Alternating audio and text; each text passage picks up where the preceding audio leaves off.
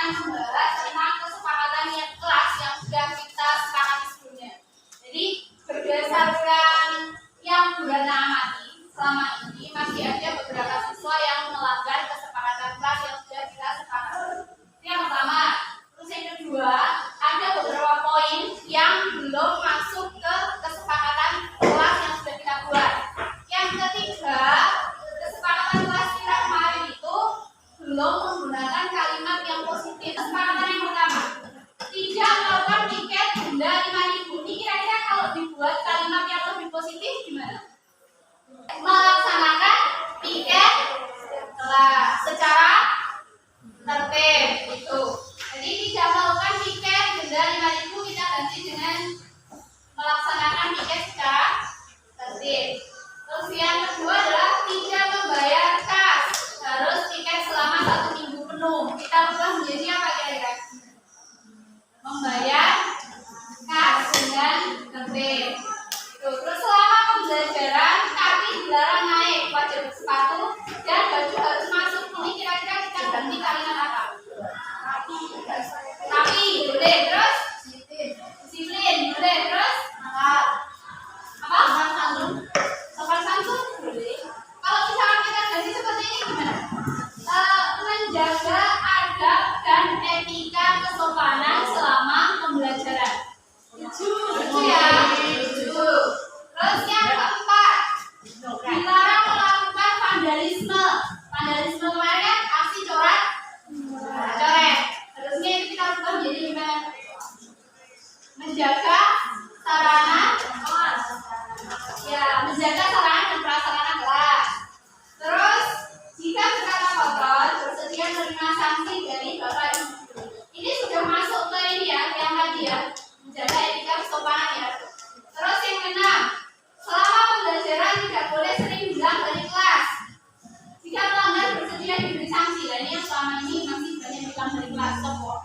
Nanti sama Elo.